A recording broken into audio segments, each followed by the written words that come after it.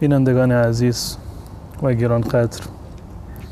یکی از مواردی که شاید امروزه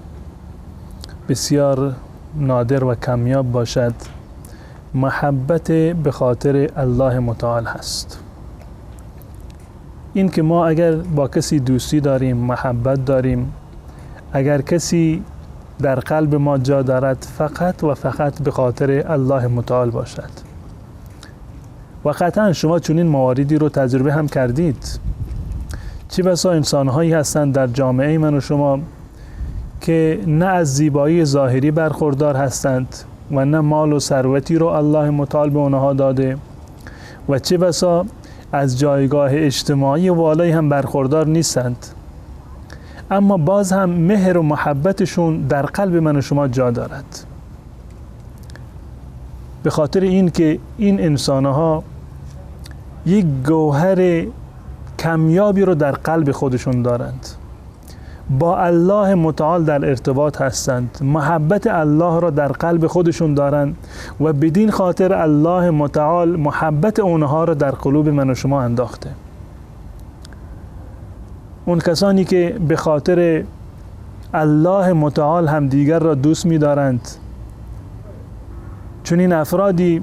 از انسانهای ویژه هستند در درگاه الله متعال. روایتی هست از حضرت ابو هریره رضی الله تعالی عنه که میگوید رسول الله صلی الله علیه وسلم فرمودند ان الله یقول یوم القیامه، الله متعال در روز قیامت اعلام میکند. این نشان از اختصاص و جایگاه ویژه‌ای و اختصاصی دارد برای آن کسانی که متحابون فی الله هستند، فقط و فقط به خاطر الله متعال با همدیگر محبت و دوستی دارند. میگوید الله متعال میفرماد این المتحابون بجلالی، اونهایی که به خاطر جلال من، به خاطر رضای من، به خاطر این که مورد مهر و انعام من قرار بگیرند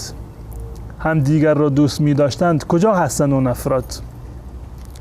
این المتحابون بجلالی اليوم اظلهم فی ظلی یوم لا ظل الا ظلی، امروز من آنها را زیر سایه خودم جا می دهم در روزی که هیچ سایه غیر از سایه من وجود ندارد. در روز قیامت که انسانهای مسلمان و به صورت کلی تمام انسانها سراسیمه هستند و دنبال پناهگاهی هستند و دنبال سایه هستند، در آن روز الله متعال اعلام می کند آنهایی که در دنیا به خاطر من همدیگر را دوست می داشتند، آنها جزو میهمانان ویژه من هستند و در زیر سایه من آنها جا دارند. در روایتی دیگر که در صحیح بخاری هست، حضرت انس رضی الله تعالی عنه اون رو نقل کرده برای ما، رسول الله صلی الله علیه وسلم فرمودند لا یجد احد حلاوة الایمان حتی یحب المرء لا یحبه الا لله، کسی از شما حلاوت ایمان را، لذت ایمان و شیرینی ایمان را احساس نمی کند مگر این که وقتی که با کسی دوستی می کند و مهر و محبت می کند فقط و فقط به خاطر الله متعال باشد. آنهایی که مهر و محبتشون با دیگران و انتخاب دوستیشون بر اساس الله متعال باشد و به خاطر رضایت الله متعال باشد، آنها در واقع می توانند در دنیا شیرینی و حلاوت ایمان را درک بکنند و بچشند. این یک مورد دیگر، و اون کسی می تواند حلاوت ایمان را درک بکند و حتی ان یقذف فی النار احب الیه من ان یرجع الی الکفر، و اگر در آتش انداخته بشود و اگر سوزانده بشود برایش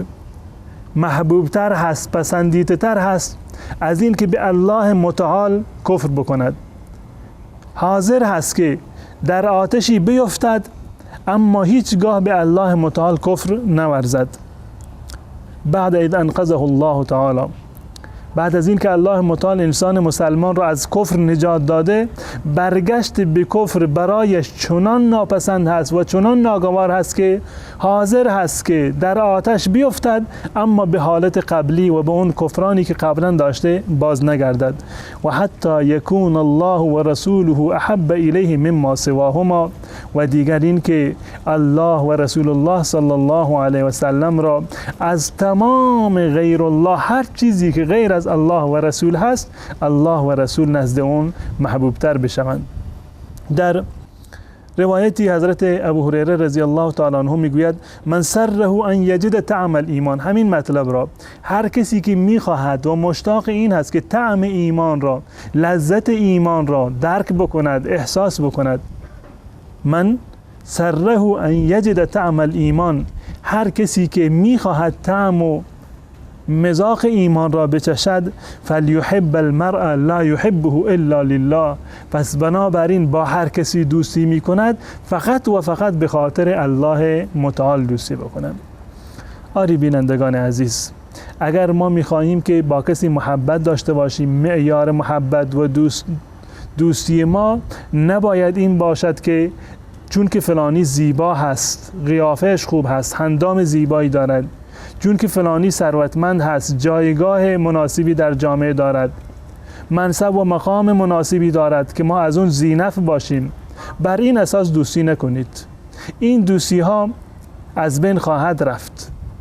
دوستی که به خاطر الله متعال باشد، آن دوستی یک دوستی پایدار خواهد بود و نه تنها در دنیا بلکه در آخرت موجب رضایت الله متعال و نجات و رهایی من و شما از آتش جهنم خواهد بود. پس بنابراین بیاییم با کسانی که با الله دوست هستند دوست بشویم و دوستانمان را بر اساس محبت الله متعال انتخاب بکنیم و با کسانی که با الله متعال سر دشمنی داشتند محبت و دوستی نداشته باشیم.